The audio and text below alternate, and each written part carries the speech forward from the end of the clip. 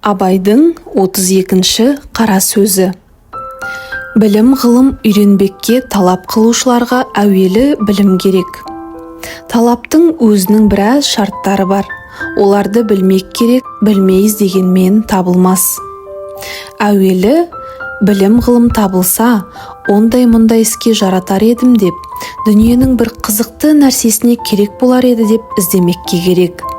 Оның үшін білім ғылымның өзіне ғана құмар, ынтық болып, бір ғана білмектіктің өзін дәулет білсең, және әр білмегеніңді білген уақытта көңілде бір рахат, хұзур хасил болады.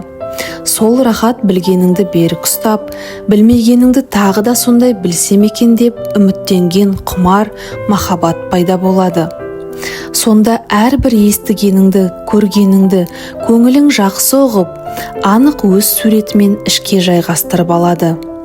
Егер дін көңілің өзге нәрседе болса, білім ғылымды бірақ соған себеп қана қылмақ үшін үйренсең, ондай білімге көңіліңнің мейірімі асырап алған шешенің мейірімі секілді болады.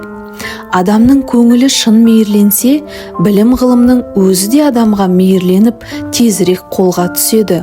Шала мейір шала байқайды. Екінші, ғылымды үйренгенде ақиқат мақсатпен білмек үшін үйренбек керек. Бақасқа бола үйренбе. Азырақ бақас көңіліңді пысықтандырмақ үшін залалды емес. Көбірек бақас адамды түземек түгіл бұзады.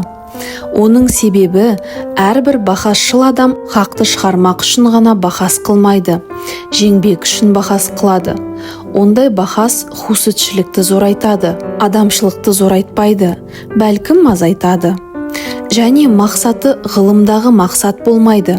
Адам баласын шатастырып, жалған сөзге жеңдірмекші болады. Мұндай қиял өзі де бұзықтарда болады. 100 тура жолдағыларды шатастырушы кісі, бір қисық жолдағы кісіні түзеткен кісіден садаға кетсін. Бақас өзі де ғылымның бір жолы. Бірақ оған хирслану жарамайды. Егер хирсланса, өз сөзімшіл ғұрурлық, мақтаншақтық, хусетшілік бойын жеңсе, ондай адам бойына қорлық келтіретұғын өтіріктен де, өсектен де, ұрсып төбелесуден де қашық болмайды.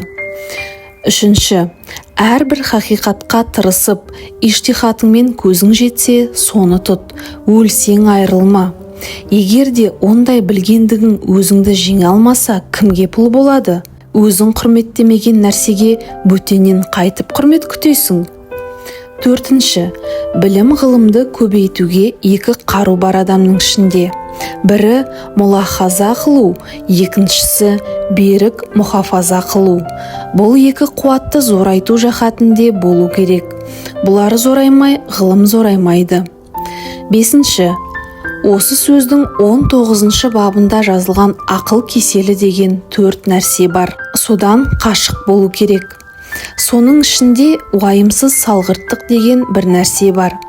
Зинхар жаным, соған бек сақ бол. Әсіресе әуелі құданың, екінші халықтың, үшінші дәулеттің, төртінші ғибраттың, бесінші ақылдың, ардың бәрінің дұшпаны.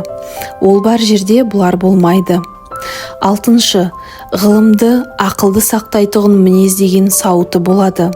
Сол мінез бұзылмасын.